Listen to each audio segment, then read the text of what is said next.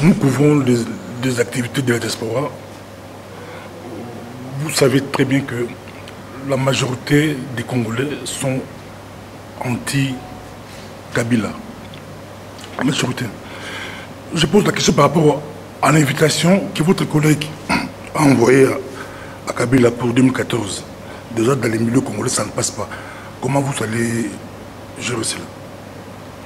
Pour répondre à votre dernière question, Didier Reynders prend cette décision et après ces décisions sont passées par le gouvernement, le ministre des Affaires étrangères, et il prend ses initiatives personnelles.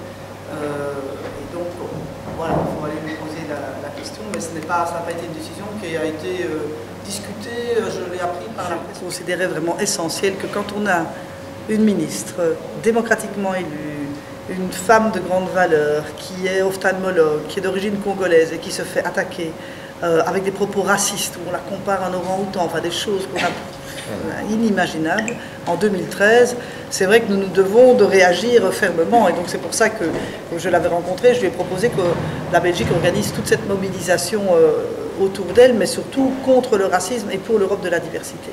Et en 3 semaines, c'est vrai que j'ai invité alors tous mes collègues qui ont les mêmes compétences que moi au niveau européen, on s'est retrouvé à 17 à Rome, autour d'elle, pour dire que l'Europe d'aujourd'hui et de demain, c'est une Europe de l'ouverture, c'est une Europe de la diversité, de la mixité, c'est une Europe où les personnes d'origine étrangère sont des citoyens à part entière, qui apportent leur richesse, et qu'on ne veut plus de ces partis populistes, racistes, nationalistes, que l'on veut de l'ouverture et de la tolérance, que l'on veut de l'incrimination quand on a des propos racistes et xénophobes, et que notre modèle de société, nos valeurs, ce n'est pas ça. Et ce n'est pas ça qu'on veut donner comme modèle à nos enfants. Et je crois que c'était important de le dire, de demander un pacte de la diversité pour les 5 prochaines années au niveau européen, et d'avoir énormément de convictions autour de la table, autour d'une femme qui a vraiment non seulement toute mon amitié, mais tout mon respect. Ça va? Je voulais juste une petite précision quand vous avez répondu au pasteur concernant l'invitation de M. Kabila. Je voudrais avoir une information. Est-ce qu'un ministre belge peut inviter un chef d'État étranger sans, au nom du gouvernement belge, au nom de la Belgique donc, sans qu'il y ait un budget prévu sur ça et sans qu'il y ait l'accord du gouvernement? Est-ce que c'est possible? On en parlera au niveau du gouvernement, moi j'ai appris ça par la presse. Donc voilà, comme on en parle chaque fois. Donc, je n'ai pas eu plus de détails que vous. Dernière question dans la liste pour le ministre. On a attendu de la part, c'est pour revenir sur le pacte de Rome, on a attendu de la part du sénateur italien qui présente ses excuses publiquement, mais jusqu'à présent c'est silence radio. J'aimerais savoir, alors qu'il y a des mesures qui sont prises à l'égard des citoyens, qu'est-ce qui est fait au niveau des élus qui sont censés protéger ces minorités? Est-ce que dans le pacte il y a des mesures coercitives pour décourager? Tout dépend des lois nationales qui sont imposées. Et le troisième problème, c'est que vous avez un parti qui tente de séduire, qui s'appelle la LDA, qui tente étrangement de séduire une communauté congolaise. Donc ils ont exigé eux-mêmêmes des règles au Parlement, de diminution du pouvoir familial, dont le discours est justement sur le stop à l'immigration, sur la volonté de refoulement, etc., etc. Et donc voilà, Maggie de Blom, d'abord, il n'y a pas, les refoulements ne sont vraiment pas majoritairement du tout. Ils sont plutôt liés à d'autres types de pays de destination que le Congo. Franchement, le nombre n'est pas du tout énorme. Elle fait le travail. D'ailleurs, comment dit-on, des résolutions sont sur la table aujourd'hui au niveau du Parlement et du Sénat, en tout cas, dans le sens d'aller demander plus de démocratie et d'ouverture. Donc je pense qu'il y a eu, si vous me permettez, Pasteur Bobo, une campagne et contre-campagne faite par les partis nationalistes, on peut citer l'ANVIA, mais pas seulement ceux-là, et je dirais même par certains partenaires, tout simplement parce que le CDH fait plus de 50% dans la communauté subsaharienne, et que cet électorat devient très important, il est susceptible de changer l'équilibre des rapports des choses dans la région bruxelloise.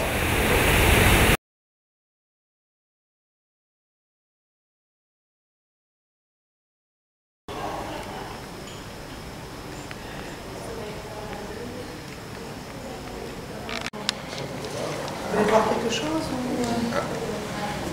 Monsieur Kalonga, ça c'était un vieux, un ami à Mobutu, de Kabila, de tout le monde. C'est rare ça d'être l'ami de tout le monde. Non, je dois dire un ami, quoi. un journaliste indépendant, pas gentil. Est-ce que vous avez tous des sièges ou Oui, on a mis ça, semble-t-il, un peu à la conférence mitterrandienne. Calcul politique sur ce sujet-là, parce que quand on en parle, je deviens très, je veux dire, motivé. Car moi-même, je l'ai vécu avec beaucoup d'attaques au niveau municipal. Madame la vice-première ministre a décidé donc à notre initiative de recevoir Madame Cécile Kyenge d'abord ici pour un dîner de courtoisie, et que ce dîner de courtoisie, elle qui a déjà assumé la présidence de l'Union européenne en tant que ministre de l'Emploi et de l'Intelligence, a pratiquement suggéré à Madame Kyenge de faire son agenda pour quand l'Italie allait assurer sa présidence bientôt. Elle a proposé son aide sur le plan technique, sur le plan, je veux dire, de la façon dont il fallait faire pour éviter que ce genre d'activité ne puisse se reproduire. J'ignorais moi-même que ceci allait donner une suite plus sérieuse que l'on attendait. De sa propre initiative, elle a téléphoné une dizaine de ministres européens, en dehors d'un sommet européen normal. Madame la vice-première ministre, ministre de l'égalité de chance, Joël Milquet, a quitté la Belgique et pratiquement invité ses autres homologues européens, près de 17, à Rome, et de là est née une déclaration vraiment dans le sens que nous espérions tous. Une déclaration que la presse africaine doit s'approprier, une déclaration que les victimes doivent s'approprier, un travail que les victimes doivent faire savoir, car elle vous le dira certainement, en période de crise, de récession économique, comment on appelle, pas la diabolisation, mais la banalisation de l'injure raciste est telle que nous qui sommes dans les hémicycles, elle nous avait prévenus, elle s'en est insurgée, elle s'en est indignée, mais comment vous le dire dans vos médias, sans aller faire de l'annulation ni créer de conflits communautaires divers. Madame Milquet, son en a fait qu'un tour, et nous voulons pas seulement la remercier, mais nous voulons faire ce petit point de presse pour montrer que la ministre de l'égalité de chance et vice-premier ministre en Belgique, après un long travail qu'elle a fait pour les minorités subsahariennes, qui me permettrait de terminer en disant, quand même, un accord de majorité d'un gouvernement en crise pendant presque 2 ans, Joël Milquet est la seule qui a demandé que la régularisation soit inscrite au programme de la majorité du gouvernement qui est en cours aujourd'hui. Compétence donnée à une collègue qui n'allait pas assez vite, qu'elle a dû reprendre, confisquer une compétence, je ne sais pas si vous voyez ce que ça veut dire dans un gouvernement. Pardon.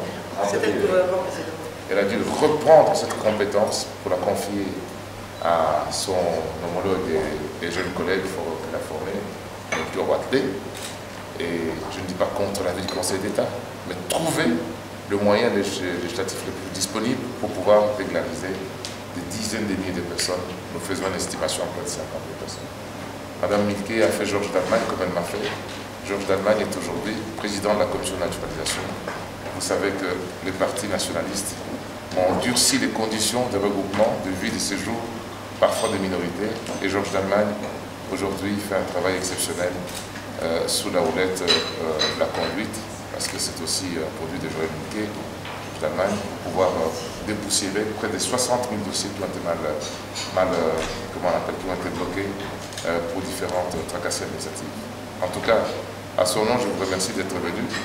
Nous n'allons pas parler essentiellement du Congo, je vous en remercie pour ne pas mélanger les sujets, mais nous allons parler, M. Hôte, des minorités qui sont ici, qui rapportent 1 milliard, 2 milliards, 3 milliards à l'Afrique, au Congo, au Burundi, et qui sont une économie à elles seules, qui doivent d'abord vivre ici et trouver un travail, ne pas être discriminés, comme Mme Kyenge en a fait l'objet, ne pas être traumatisés, car, j'en profite pour dire, il semble qu'il y a beaucoup de problèmes désormais de caractère mentaux dans les minorités qui ont du mal de pouvoir s'intégrer. Donc, j'ai le sentiment que tout pays, je termine vraiment par là en tant qu'ancien professeur d'économie, un pays, sa richesse, ce n'est pas seulement la production qui est produite, mais c'est aussi ce qu'on appelle le transfert.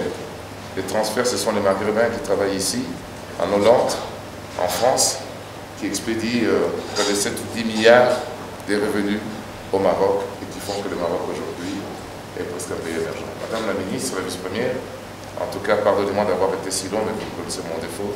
Je voulais vraiment nous situer dans ce contexte, d'où le besoin de ce point de presse, monsieur Haute, monsieur le journaliste, Pasteur Robot, pour que nous puissions nous l'approprier, cette démarche qui a découlé, qui a sorti de la déclaration de Rome, qui est la chose la plus importante, dont moi-même je n'ai pas réalisé, il est fait tout de suite, c'est-à-dire au prochain Conseil d'Europe, pour que les mesures contre la discrimination et le racisme soient prises pas seulement en Belgique, ni en Italie, dans les 27 pays d'Europe occidentale, pour que vos enfants, et vous-même vivant ici, et surtout moi, je suis impliqué en politique aussi, et d'autres ne soyons pas victimes des injures au sein des hémicycles, comme je l'ai vécu par le passé. Madame la ministre, la vice-première, voilà ce que je voulais faire en guise d'introduction. Vous excuserez pour mon bavardage assez... Non, mais voilà, comme Bertin a déjà expliqué beaucoup de choses, je pense qu'il était vraiment important de donner un signal fort. Parce que il est vrai que je n'ai jamais été aussi choquée parce que les attaques dont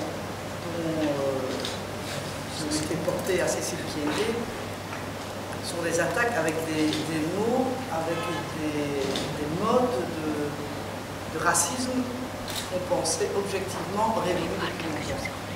Parce que c'est vrai qu'il y a eu un long chemin au niveau européen, il y a eu un long chemin au niveau belge, mais je ne pense pas que nous soyons habitués, en tout cas dans notre société, notamment en Belgique, à nous retrouver par rapport à des actes de racisme aussi indignes, à l'égard en outre d'une personne qui non seulement a été démocratiquement élue, qui exerce des fonctions ministérielles. Et je pensais qu'il était vraiment très important que cette Europe qui est traversée par une crise économique et financière, qui dès lors voit fleurir sur son sol des mouvements de plus en plus populistes, de plus en plus racistes parfois, dans le monde aussi politique, puisse à un moment réaffirmer clairement les valeurs de base de la société européenne, sa tolérance, son respect de l'autre, quelle que soit sa religion, son origine, sa langue, le fait que l'Europe c'est une... Voilà, ça doit être avant tout un continent d'ouverture et de tolérance et pas une forteresse fermée d'homogénéité et que certains ne veuillent ou pas, on est dans le XXIe siècle et que nos populations du XXIe siècle, elles se diversifient, elles se mixent, elles bougent. On est tout le temps en train de louer la mobilité du capital, de louer la mobilité des services, de louer la mobilité de l'économie, mais quand on parle de la mobilité humaine et des gens, là tout de suite ça pose un problème. Or, voilà, on a une société européenne avec maintenant aussi la résultante de toute une série de mouvements migratoires, qu'ils soient du nord de l'Afrique, qu'ils soient de l'Afrique subsaharienne, et qui font partie intégrante de notre société, de citoyens qui en font partie intégrante, qui leur apportent leur richesse. Et notamment, je pense que la Belgique, sans l'apport des personnes d'origine congolaise, Bruxelles sans l'apport des personnes d'origine congolaise, perdrait ce qu'est devenu sa véritable identité. Et donc c'est devenu consubstantiel à l'identité même d'une communauté. Et donc c'est vrai que quand j'ai rencontré, notamment via Bertin, Cécile Kyenge qui faisait une visite au niveau européen, parce qu'elle prépare la présidence, nous avons eu un déjeuner ici pour, c'est vrai, la soutenir, l'aider, pour voir quels sont les projets de diversité, quelles sont les convictions qu'on doit réaffirmer au niveau européen par rapport à la diversité, la lutte contre le racisme, l'insertion des jeunes, l'accès à l'emploi, les discriminations à l'embauche, la dimension sociale, la fin des amalgames entre les problèmes de sécurité et les problèmes d'immigration, etc. Mais déjà, je lui avais fait part de mon indignation par rapport aux attaques qu'elle avait déjà vécues en disant il faut qu'on se mobilise tous à Rome un moment, ça se pourrait être au début de la présidence. Alors, on avait pensé à un timing un peu plus lointain. Et puis, en été, les attaques pendant les vacances, elle a encore fait l'objet d'attaques encore pires. À côté de Montan, elle a reçu des bananes sur Facebook, d'autres mandataires politiques ont souhaité qu'elle se fasse violer, comme soi-disant certaines personnes de la même origine le font vis-à-vis d'autres. Enfin, des choses et des propos totalement ignobles. J'ai vraiment été personnellement choquée, donc je l'ai appelée pour voir si elle était d'accord que nous puissions, alors moi, parce que c'est un peu délicat pour elle de le faire, que la Belgique puisse organiser à Rome une mobilisation des collègues européens. Et c'est comme ça que, en peu de temps, en fait, Dieu sait si l'Europe est lente, que les réunions, ça prend 10 mois de préparation, des réunions techniques, des textes, des virgules, qu'il faut aussi mois pour changer. Ici, j'ai envoyé une lettre à mes collègues et on a eu 17 pays présents, ministres présents, qui sont venus en 3 semaines, en dehors de tous les agendas classiques organisés, avec 5 pays qui ne pouvaient pas se déplacer, ou 5 ministres qui ne pouvaient pas se déplacer, comme ma collègue Najat, par exemple, Malo Belkacem, mais qui appuyait totalement, l'ambassadeur était là, et appuyait totalement l'opération. Donc ça fait quand même, de manière globale, quasiment l'ensemble des pays européens. Et nous avons aussi pu, en 3 semaines, alors que normalement un parcours de texte prend parfois 2-3 ans, adopter une déclaration que vous trouvez dans le texte de votre petite femme, qui est forte, qui est une déclaration qui est écrite pas en jargon, pas en propos classiques, où les mots sont pesés, on n'ose pas dire islamophobie, on n'ose pas dire tel terme, etc. On a vraiment écrit, à la base, j'ai fait une proposition qui, pour finir, a été relativement peu amendée par rapport aux pratiques classiques, pour avoir vraiment un coup d'indignation un peu émotionnel, ce qui n'arrive pas toujours en politique. Et aussi, et que je le dis souvent, si en politique, même si on est là depuis longtemps, qu'on a des urgences, qu'on a des impératifs, qu'on a la crise économique, financière, etc., si on n'a pas une capacité d'indignation qui fait bouger les choses, ça ne sert à rien de faire ce métier. Et si on n'arrive pas plusieurs fois par an, on n'a pas la capacité de ressentir des choses où on se dit, mais là, c'est une question de valeur, c'est une question de conscience, c'est une question d'humanité, je pense qu'on fait la même chose.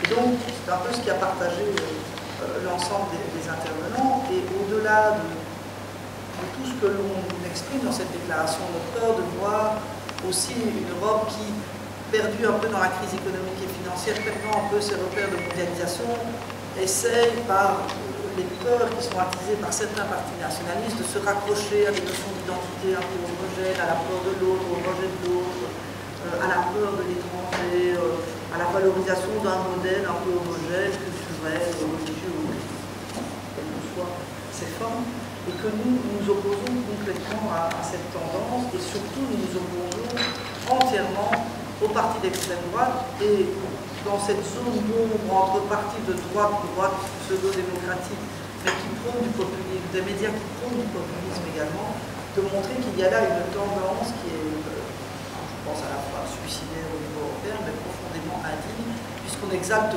constamment la peur, quelque part, de la personne d'origine étrangère, d'une certaine manière, pour des convictions religieuses ou d'autres aspects.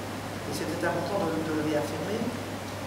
On a analysé, par exemple, le baromètre de l'Europe, tous les ans. On teste les gens sur toute une série de paramètres, leur bonheur, ce qu'ils vivent, leur difficulté, les relations entre les hommes et les femmes, toute une série de paramètres de vie, et notamment sur la problématique du rapport à la diversité venant de personnes qui ont une origine étrangère dans leurs parents ou grands-parents.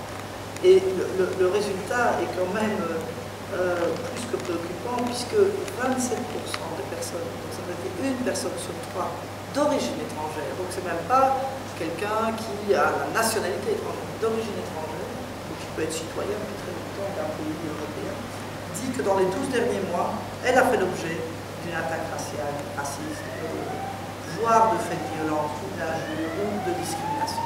Donc ça prouve quand même à quel point c'est une problématique majeure, préoccupante, qui est pour moi un des plus grands défis de l'Europe de demain. Alors oui, il y a un défi écologique sûrement, oui, il y a un défi socio-économique et qui peut être intimement lié à la mentalité parfois. Oui, il y a un défi démographique, etc. Mais il y a un défi lié aux valeurs de diversité qu'en fait, in fine, peu de partis osent porter parce qu'il n'est pas hyper populaire dans la majorité de la population. Ce n'est pas toujours très populaire de le dire. Et pourtant, c'est notre devoir, c'est notre conscience qui nous dit. Et ce qui est très intéressant dans la déclaration, c'est de dire que c'est qu'un processus qui commence. On n'a pas voulu faire ça uniquement pour venir en force auprès de Cécile Kyenge et faire des beaux mots. On a voulu lancer un processus. Et ce qu'on propose notamment, c'est de conclure un pacte de la diversité au niveau européen, de préparer des textes, mais surtout de faire ce pacte à l'égard que l'ensemble des États membres le signent, dans les États membres, l'ensemble des pouvoirs publics, parce qu'on a des gouvernements qui peuvent être régionaux ou autres, mais surtout que les citoyens s'en emparent. Et donc on veut faire une opération aussi début janvier-février et autour de Cécile Kienge qui va devenir un peu la symbolique de ce combat-là. Et en plus, comme ils auront bientôt la présidence, ce sera important. Pour que nous puissions aussi envoyer au niveau des citoyens, et ce sera quelques mois avant les échéances européennes, un message fort sur la diversité, sur la richesse de la migration. Pour donner des chiffres, nous fêtons, nous, en Belgique, les 50 ans d'immigration turque et marocaine. On a vécu les 50 ans de l'indépendance du Congo il n'y a pas longtemps. C'est chaque fois des moments de messages positifs, forts, pour dire à quel point c'est une citoyenneté à part entière, c'est la Belgique à part entière, et que nous ne pouvons plus tolérer les moindres éléments de discrimination.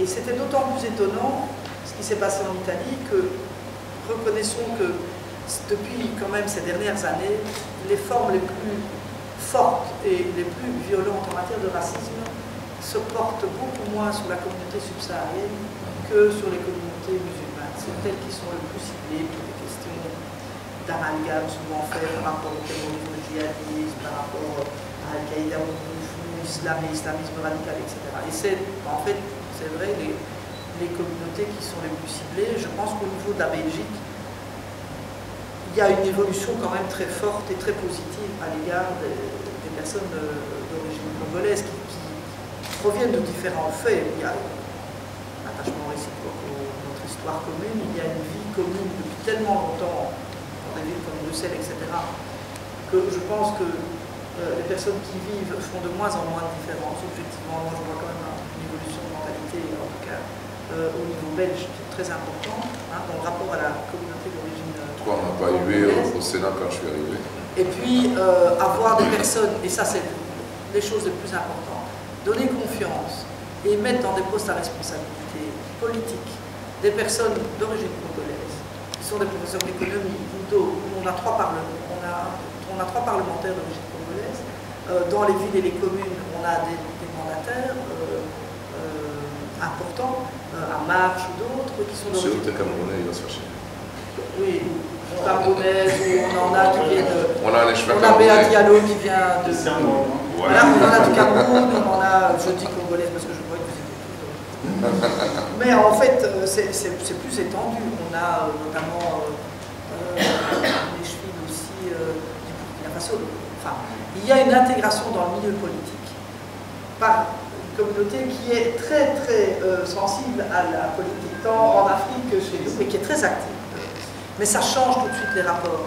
Moi, honnêtement, à part des problèmes de type politique classique, parce qu'on n'aime pas les popularités de certains, mais tu n'as pas eu de la part de la population, quand tu étais échevin, à un moment, voilà, énormément de sentiments. Il y a des choses qui évoluent quand même fortement. Il faut donner aussi les aspects positifs.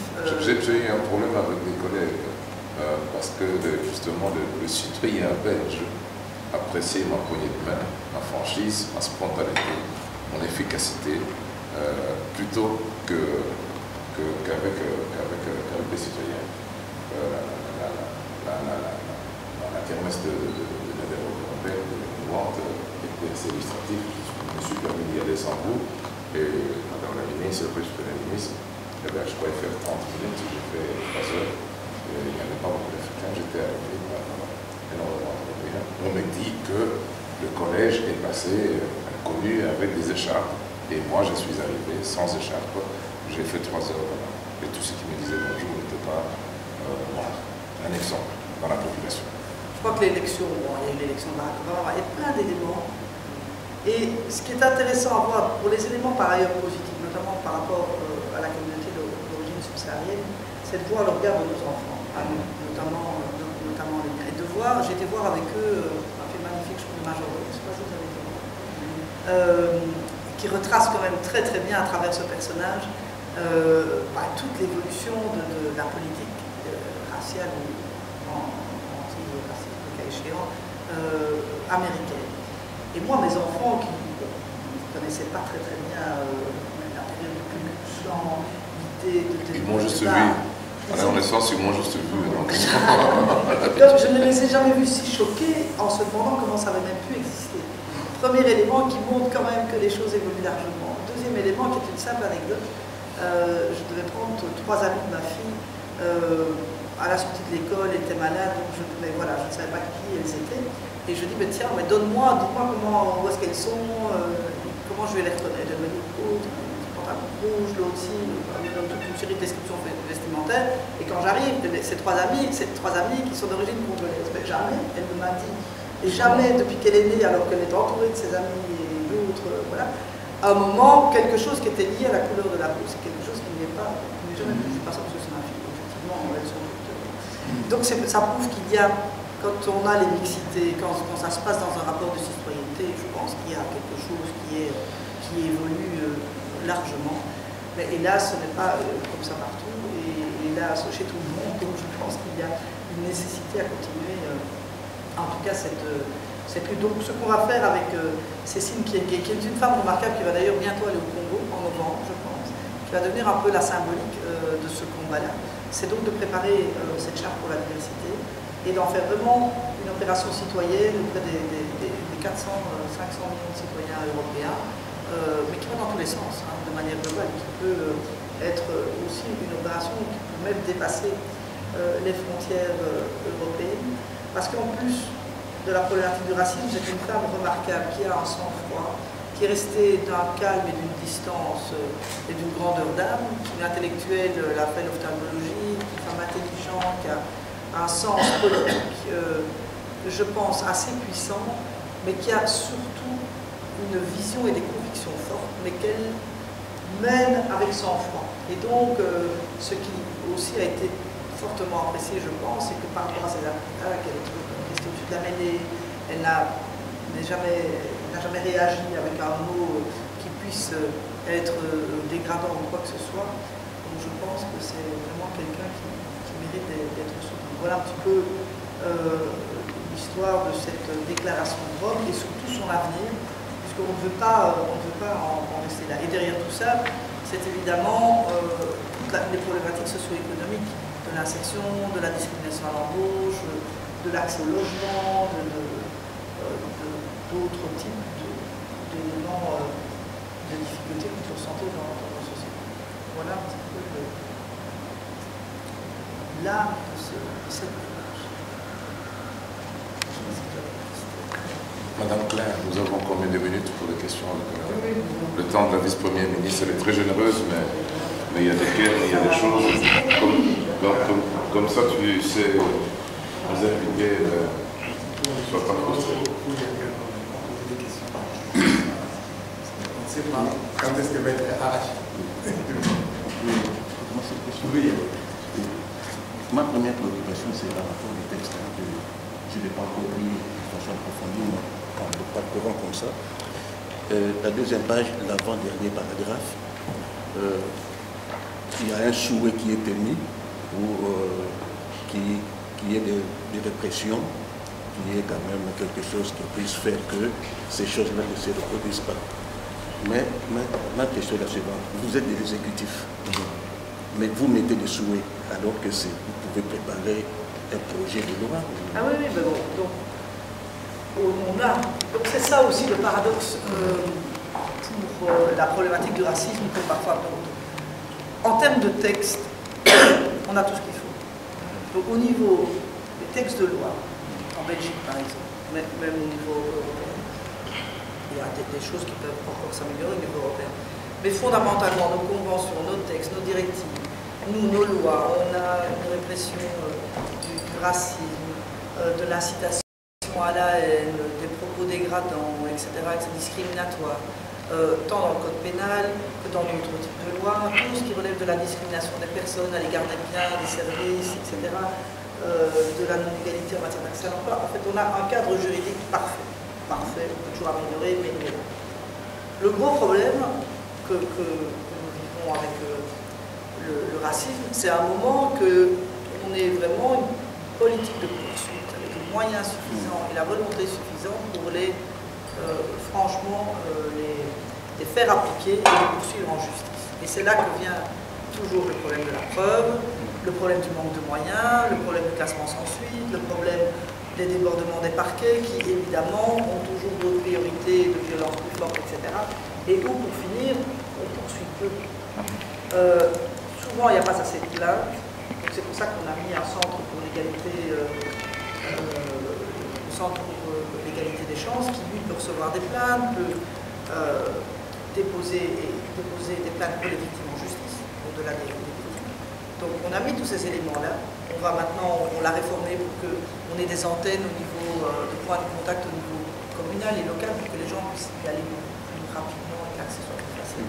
Mais il reste toujours une frilosité des tribunaux. Il faut conscientiser, former, sensibiliser, il faut mettre des moyens. Comme ils sont débordés, ils courent avant tout derrière la répression du crime physique, etc. Et c'est vraiment une question de choix de politique criminelle, d'application. Donc on doit d'abord faire appliquer nos règles et avoir dès lors les capacités et les priorités pour le faire. Et ça, c'est une des premières choses que nous avons faites au niveau de la politique, des choix de politique police-justice ici. Mais voilà, on a des lenteurs parfois de la justice, ça c'est un des problèmes. Si je peux compléter, Madame Linquet, sachez qu'en qualité de vice-premier ministre, c'est elle qui a mené à la ville de Bruxelles, première municipalité capitale du pays, capitale européenne, la liste CDH, et qui a nommé une série d'échelons. Donc, la législature précédente, j'ai fait l'objet moi-même d'une distribution comme d'autres magasins, de 100 000 exemplaires. Le parti d'extrême droite. Voilà, le parti d'extrême droite, où on distribuait un canif à tous ceux qui voulaient échanger en mettant ma tête à 3 reprises sur la première page pour dire que Bruxelles est devenu dangereux. Mais dans le collège, je faisais partie de Mme Linquet en termes de répression de l'exécutif. Je crois que le poids de Joël Linquet était suffisamment puissant pour que tout le conseil communal puisse entamer. Ce n'est pas moi qui attaque. Donc, dans l'exercice de mes fonctions comme échevin, on avait trouvé que c'était une incitation à la haine. Donc, le collège de la ville de Bruxelles, sous le poids, répondant à Joël Linquet, ministre de l'Intelligence, a fait une action en justice qui se trouve à l'heure actuelle au niveau du parquet contre Vlaams Belang pour compléter tout simplement dans l'idée où vous disiez, vous êtes l'exécutif, qu'est-ce que vous faites pour la répression? On utilise des lois qui sont là chez nous. Notre grande impuissance, c'est Internet. Enfin, la grande impuissance du moment au niveau politique, pas une puissance relative, mais quand même, c'est toute la problématique d'Internet. Pour plein de choses, pour le racisme, pour le radicalisme, la portée violente. Avant-hier, on se mobilisait sur la traite des êtres humains, l'exploitation sexuelle des femmes, etc. La même chose, Internet. Et donc, là, par contre, il y a une urgence européenne, internationale et nationale, c'est d'avoir non seulement le personnel formé, des gens suffisamment pour traquer les propos racistes, etc. sur Internet, pour pouvoir demander des fermetures de sites avec les providers, mais avoir des règles internationales pour y arriver. On n'a pas le même... En Europe, le rapport à la liberté d'expression est plus limité qu'aux États-Unis. Les États-Unis ont le premier amendement, on peut se permettre beaucoup de choses. On peut avoir un propos raciste, c'est de la liberté d'expression, on peut presque expliquer comment faire une bombe. Voilà. Tandis qu'en Belgique, comme en Europe, vraiment, on ne peut pas commencer à tenir des propos trop discriminatoires, racistes, etc. C'est pénalisé et c'est en fait interdit dans nos législations de manière beaucoup plus ferme qu'aux États-Unis. Donc on a déjà un problème que tous les providers sont aux États-Unis et donc sont sous la loi américaine. Et deux, on manque d'outils internationaux. Et donc une des choses essentielles que nous devrions pouvoir faire dans le cadre de l'ONU ou dans le cadre de la Convention européenne, enfin du Conseil de l'Europe, le cas échéant, c'est d'avoir vraiment une convention internationale qui nous donne les moyens contraignants à l'égard maintenant d'une nouvelle mondialisation de la communication qui est Internet, pour pouvoir à un moment casser ce genre de propos, fermer les sites, pouvoir retrouver les adresses. Je ne dis pas que c'est la seule solution, mais en tout cas, c'est quelque chose qui nous manque. Pour le reste, on a les outils. Le tout, c'est d'avoir toujours les volontés des services. Et madame, je ne voudrais pas monopoliser la parole, mais on a le sentiment que, à vous entendre parler, qu'il faut attendre mort d'homme pour qu'il y ait une réaction. Parce qu'on a vu, par exemple, en Grèce, si Homme Doré est poursuivi, c'est parce qu'il y a eu mort d'homme. Mais avant, il y avait déjà assez de... Il y a des poursuites, il y a des condamnations, il y a des poursuites. Il y a parfois pas assez de plaintes, parce que certains ne servir à rien. Allez, qu'est-ce qu'on vient de prendre comme nouvelle mesure, par exemple, que je viens de prendre par rapport aux injures racistes? Parce que le racisme, il commence surtout par l'injure, ça-ci, ça-là, etc. C'est dans la rue, c'est un propos. Jusqu'à présent, les injures, d'abord, il faut les prouver, il y a un problème de classement sans suite, etc. C'est pas du tout le délit le plus poursuivi, quel qu'il soit sexiste, qu'il soit raciste, qu'il soit discriminatoire vis-à-vis d'un handicapé, qu'importe. Et donc, moi j'ai pris un projet de loi pour permettre aux communes de lever des amendes administratives sur toute une série de délits qui sont des délits qui normalement relèvent de la justice, mais qui peuvent être, avec l'accord du parquet, communalisés. Et donc, ça veut dire que maintenant, une injure dans les communes de Belgique, une injure raciste, c'est 300 €. Alors je ne dis pas, ça doit être par ailleurs poursuivi. Mais au moins, il y a quelque chose tout de suite dans un rapport de proximité où il y a une réaction au niveau de la police locale, des gardiens de la paix, des agents de prévention, du personnel communal, etc.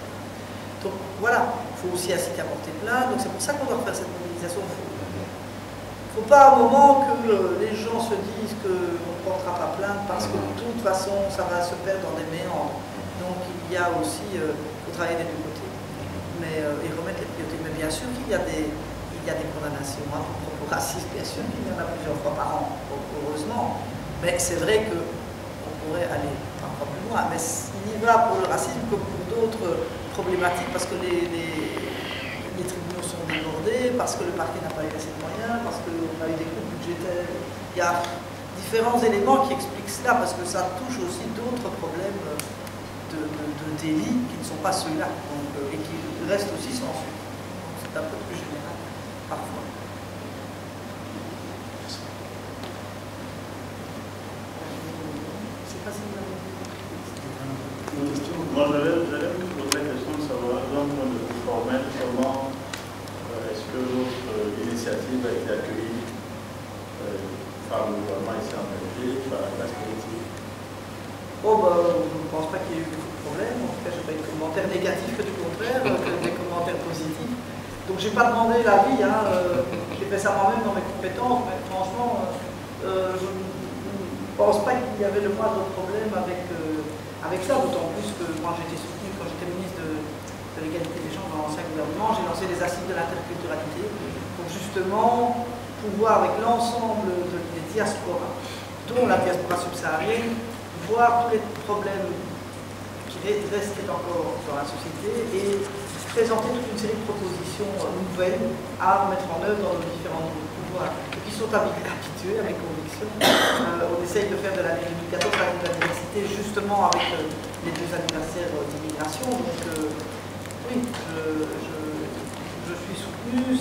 Y compris dans le nord du pays? Dans l'accord de gouvernement, où il y a des choses très fermes sur le racisme. Je n'ai pas eu la moindre, je n'ai pas reçu la moindre critique d'aucun parti. C'est ce qui est étonnant, pourvu que, et c'est pour ça que moi je vous ai sollicité, parce qu'il s'agit d'une initiative personnelle de la ministre de l'égalité de chance, la capitale d'Europe, qui a déjà assumé une présidence et qui fait venir 25 pays à Rome pour soutenir quelqu'un d'origine africaine qui est ministre. D'autres auraient pu prendre l'initiative. Donc j'ai le sentiment, pardonnez-moi, je fais la pub, mon chef et ma ministre et celle qui m'a mis les pieds à l'étrier, c'est une initiative au départ personnelle qui devient une initiative européenne. Donc dans son exposé, elle montre comment est-ce qu'elle court-circuite la procédure traditionnelle au niveau européen où il faut des années pour arriver à sortir une déclaration comme celle-ci. Les 17 ou 20 ministres présents vont partir avec un texte sur lequel... La commission travaille aussi sur, prépare aussi tout un programme. Bon, on a des textes, mais... Oui, je sais. Mais non, on a combien de minutes? Comme ça, on le sait.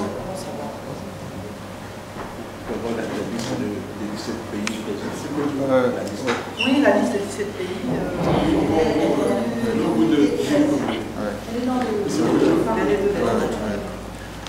Madame la ministre, l'un des combats de Madame Ekenge, c'est d'insérer, d'informer la population italienne sur l'importance de l'immigration et d'enseigner aussi aux générations futures et de pouvoir, sur place maintenant, de pouvoir faire un effort d'insérer dans l'enseignement l'importance de l'immigration. Est-ce que dans le futur, on peut espérer en Belgique aussi ces genres d'initiatives pour que les générations futures soient quand même bien informées sur les valeurs de l'immigration.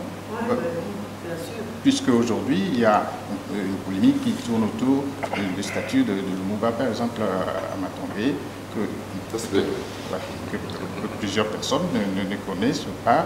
On peut dire pourquoi cette demande se fait. Peut-être c'est la désinformation, mais est-ce que dans le futur, on peut espérer ce genre d'enseignement pour que nos générations futures soient... Et en fait, il y a plusieurs choses en même temps.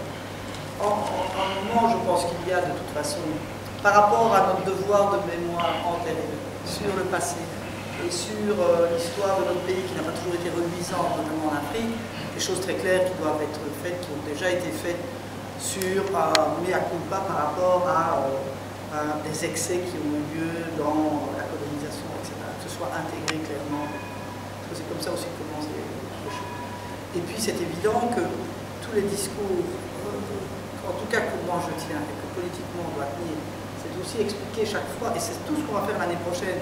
Et quand on va fêter les immigrations, on l'a fait pour les 50 ans d'immigration, 50 ans d'indépendance.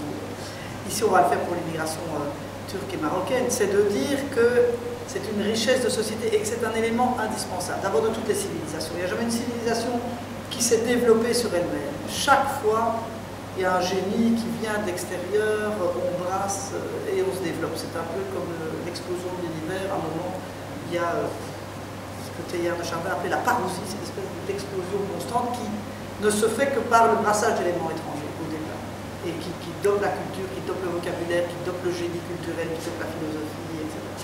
Ça, c'est une chose. Et de le redire. Et deux, même, pour ceux même qui n'auraient pas de conviction humaniste, qui sont plutôt égoïstes et qui ne sont pas du tout sensibles à un discours d'ouverture, moi je le prends même par l'élément purement matériel et financier, purement budgétaire et purement démographique, en disant c'est très bien, maintenant vous allez tous vivre les bons belgo-belges, franco-français jusqu'à 100 ans, 110 ans,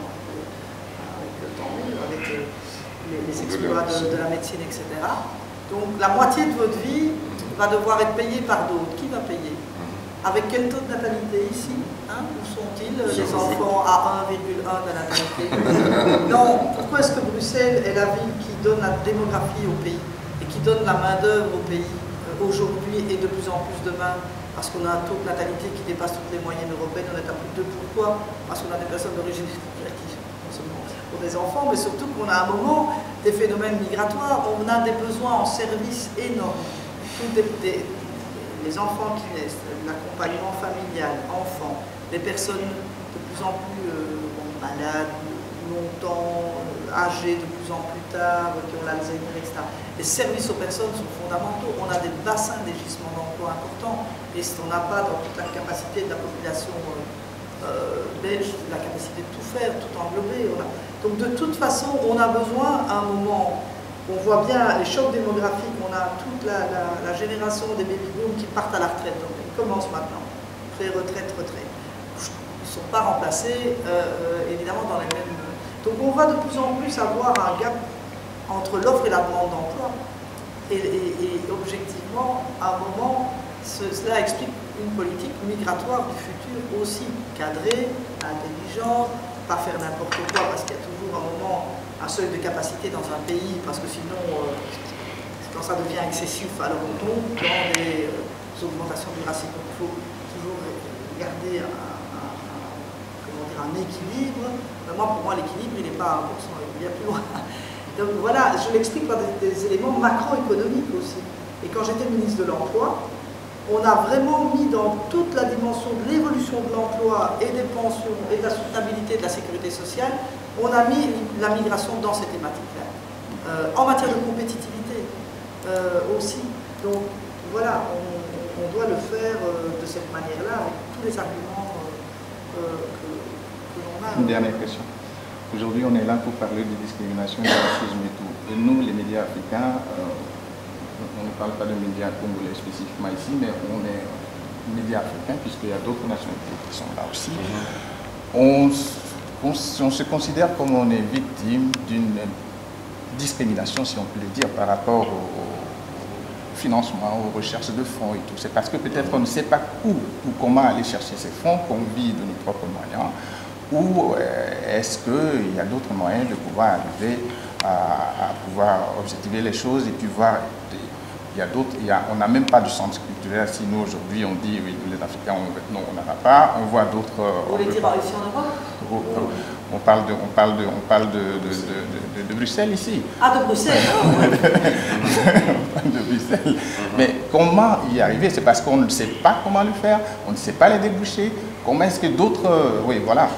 Il faut déposer, effectivement, il faut déposer des projets, parce que s'il y a bien une politique active en Belgique, dans les moyens budgétaires que l'on a, et ça dépend des communes, ça dépend de la communauté française ou flamande, ça dépend de la myriade d'institutions publiques dont on a le génie en Belgique,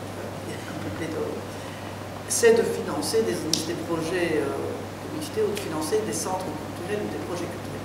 Chaque communauté, globalement, a à un moment initié un centre culturel ou plusieurs. Et il y a des financements, il faut déposer des projets, mais quand les projets sont là, effectivement, tout est là pour qu'ils puissent être finançables. Si c'est un projet de centre culturel ou d'autres types d'initiatives ou de maisons, qu'importe. L'espace MAC, par exemple. Oui, mais bon, au niveau de la communauté d'origine marocaine, il y en a plusieurs, aussi. Donc, il faut un projet, et une fois que le projet est là, c'est pas le pouvoir public qui va le créer. Donc, nous, on est dans une société qui, dans notre gouvernance, on mise énormément sur l'associative, sur la société civile, qui est porteuse elle-même de projets sociaux, même scolaires, hospitaliers, etc. On est très différent de la France et autres. Donc, on a vraiment une initiative citoyenne qui peut porter des missions franchement de pouvoir public chez nous. Et donc voilà, mais un projet, et voilà, on peut même se mettre à différents niveaux de pouvoir pour le financer sans problème. Au niveau communal aussi, il y a l'espace MAC par exemple est totalement financé. Donc voilà, venez avec des projets. Je vais compléter en disant, si vous permettez, je suis élu de la ville de Bruxelles de Saint-Jean-de-Métier. L'espace MAC se trouve à la ville de Bruxelles, à la ville du Poinçon. C'était un enseigne qui a été racheté d'abord par la ville. Et c'est devenu aujourd'hui un des endroits où se passe énormément de choses sur le plan culturel, au niveau tout simplement, pas seulement maghrébin, mais culturel tout simplement. Donc, Madame la ministre le dit, je me permets de répéter si vous m'autorisez, sans être jugé sur le sujet, parce qu'en tant que politique, elle a dit le mot-clé, ce n'est pas en politique de prendre l'initiative. Il y a un professeur... Non, de soutenir l'initiative citoyenne. Soutenir. Et ce qui manque un peu, parce que moi j'en souffre énormément, dans les règlements de compte ou pas règlements de compte, dans les explications que je dois fournir en tant qu'élu, ça fait quand même 10 ans que je suis dans le monde politique. On me dit, mais pourquoi est-ce que nous n'avons pas une fréquence comme Almanar, qui est régulière, dans laquelle nous pouvons faire de l'éducation citoyenne? Oui, mais ça c'est voilà. un problème plus général. Il y a Voilà. Radio Panique avant et tout ça. Voilà.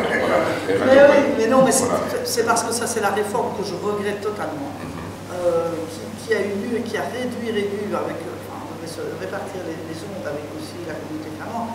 En fait, il y a une telle rareté des ondes, il y a une difficulté pour émettre pour tout le monde, et alors on a choisi une seule. Voilà, moi je trouve aussi, mais on va réouvrir nos champs bientôt, les autorisations qui étaient pour une durée limitée vont réouvrir. Mais c'est vrai qu'il y a besoin. Autre chose, on est hyper actif, et je vois d'ailleurs sur un hasard tout à l'heure maintenant la personne qui organise les francophonies de Kinshasa, on vient de le projet, qui est fabuleux. Donc quand je vois tout ce que fait, par exemple, en matière culturelle, le Wallonie-Bruxelles, la communauté française à Kinshasa, et la déléguée de la communauté française, Catherine Drake, qui est hyper dynamique, qui pousse vraiment là à l'émergence de toutes les qualités culturelles, des écrivains, des chanteurs, des pièces de théâtre, c'est fabuleux, ce qui se passe là-bas avec le soutien et dans les lieux qu'ils organisent. Je crois aussi qu'avec Francophonie Kinshasa, Francophonie ici, et avec aussi nos centres ici, il y a dans la mobilité énormément d'échanges que l'on doit faire pour faire aussi connaître des acteurs ou des auteurs congolais ou africains qui viennent ici un temps, qui repartent au-delà de la diaspora, qui a plein de talents dans toute une série aussi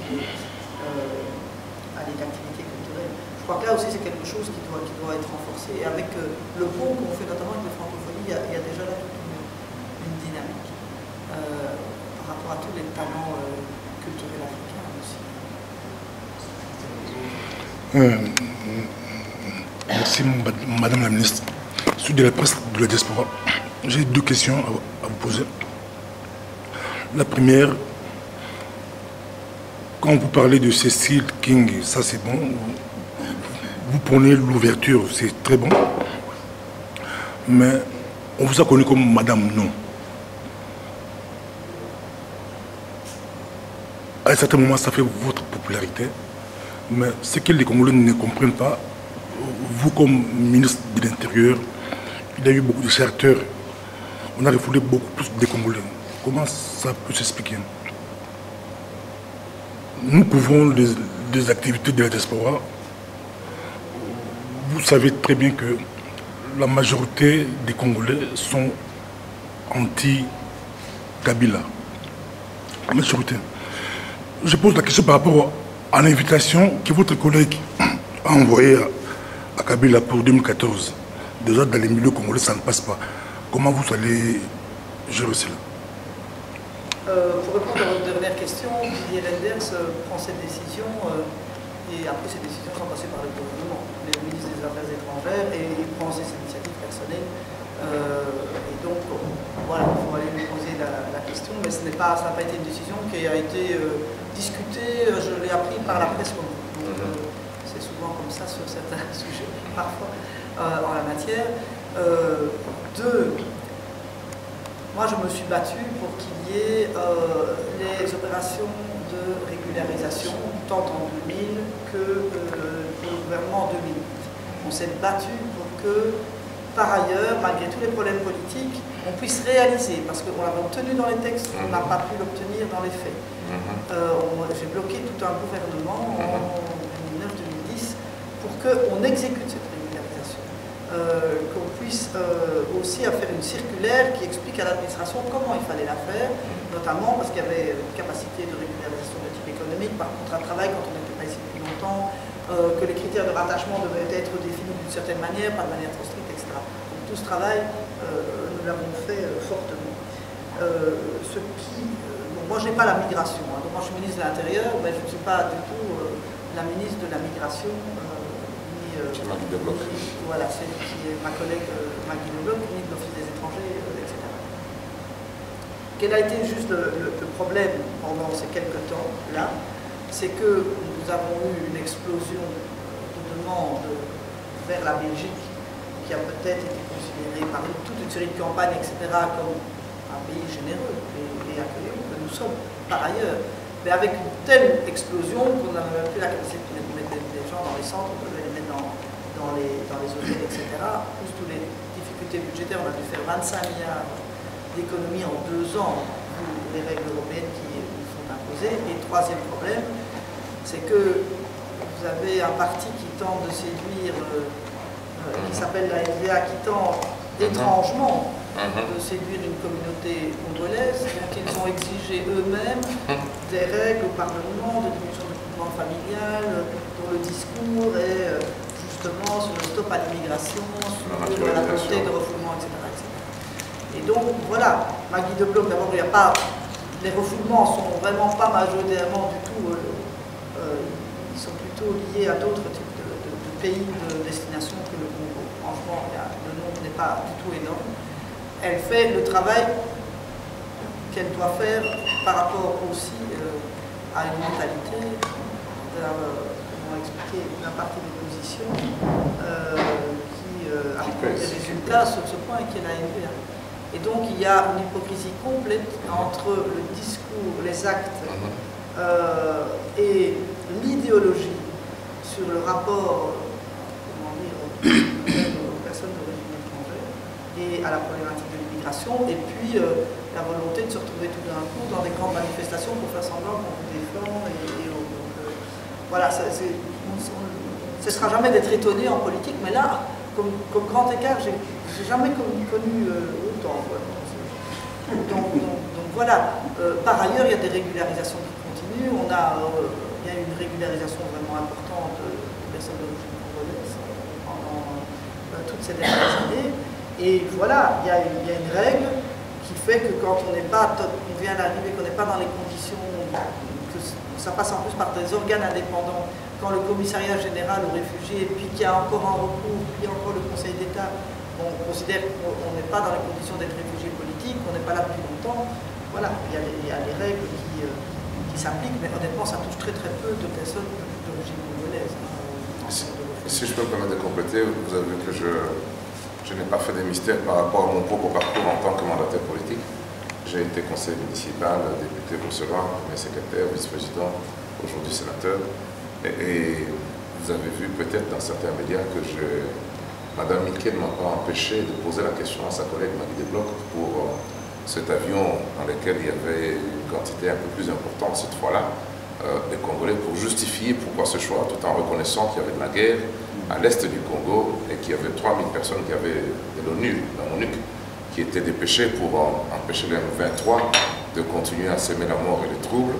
Donc mon parti, ni le président, ni Mme Milquet, donc tous les tenants de mon parti ne m'ont pas dit tu ne peux pas poser cette question parce que nous partageons la politique de, comment on appelle, de rapatriement dans un pays en guerre, que nous connaissons en guerre, pour lequel nous avons donné l'assistance technique et nous voulons donner des institutions. D'ailleurs, comment dit-on, des résolutions sont sur la table aujourd'hui au niveau du Parlement et du Sénat, en tout cas, dans le sens d'aller demander plus de démocratie et d'ouverture. Donc je pense qu'il y a eu, si vous me permettez, Pasteur Bobo, une campagne et contre-campagne faite par les partis nationalistes, on peut citer l'NVA, mais pas seulement ceux-là, mais je dirais même par certains partenaires, tout simplement parce que le CDH fait plus de 50% dans la communauté subsaharienne et que cet électorat devient très important. Il est susceptible de changer l'équilibre des rapports des choses dans la région bruxelloise. Donc voilà. Oui, mais quand même, il faut le dire, d'autres ont payé des candidats pour que sur vos médias, ils viennent raconter ce qu'on appelle la désinformation. Joël Milquet, si je peux me permettre de terminer par là, c'est quand même une fois 55 000 régularisations envers et contre tous. Et celle des 2000, nous l'avons fait avec Radio Paris, c'est ça que vous connaissez, n'est-ce pas? Une quarantaine de milliers de personnes. Et je trouve que ce serait injuste de continuer à poursuivre ce genre de rumeurs qui n'ont pour objectif simplement de faire la politique. De toute façon, dans quelques mois, on fait un projet de législature dans un contexte et de gouvernement, dans un contexte qui sera moins sous pression, je l'espère, de la IPA, comme on l'a fait en 2010, et des législations qui ont été prises quand le gouvernement était en crise et il n'y avait pas de majorité, et que des crises sans l'accord du CDH par ailleurs, mais évidemment qui sont là maintenant. Je voudrais juste une petite précision quand vous avez répondu au pasteur concernant l'invitation de M. Davila. Je voudrais avoir une information. Est-ce qu'un ministre belge peut inviter un chef d'État étranger sans, au nom du gouvernement belge, au nom de la Belgique donc, sans qu'il y ait un budget prévu sur ça et sans qu'il y ait l'accord du gouvernement? Est-ce que c'est possible? On en parlera au niveau du gouvernement, moi j'ai appris ça par la presse. Donc voilà, comme on en parle chaque fois. Donc je n'ai pas eu plus de détails que vous. Dernière question dans le Premier ministre. On a attendu de la part, c'est pour revenir sur le pacte de Rome, on a attendu de la part du sénateur italien qui présente ses excuses publiquement, mais jusqu'à présent c'est une silence radio. J'aimerais savoir, alors qu'il y a des mesures qui sont prises à l'égard des citoyens, qu'est-ce qui est fait au niveau des élus qui sont censés protéger ces minorités? Est-ce que dans le pacte, il y a des mesures coercitives pour décourager? Tout dépend des lois nationales, mais le gros problème, ça dépend dans quel type de fonction on se trouve. Quand on est au Parlement, c'est ça qui est terrible, il y a une sorte d'immunité pour protéger l'indépendance politique, d'immunité des propos qu'on tient dans un Parlement. Pas quand on est en dehors de ces fonctions politiques. En tout cas, en Belgique, c'est comme ça. En Italie, voilà, la législation, je pense, est identique, mais les propos n'ont pas été tenus dans un Parlement. Donc, la justice italienne peut, je pense, poursuivre, mais c'est au niveau national, il n'y a pas de compétence au niveau européen par rapport à ça. Oui, c'est dans le cas du pacte de Rome. Quelles sont les mesures qui accompagnent ce genre d'actes? Ah ben c'est ça qu'on est en train de préparer, justement. Donc, par rapport, le deuxième round est en janvier, et vraisemblablement ici à Bruxelles. Donc on vous invitera. Vous amenez à Rome, ça coûte cher, hein? Bon, ça vraiment avec Ryanair, ça va.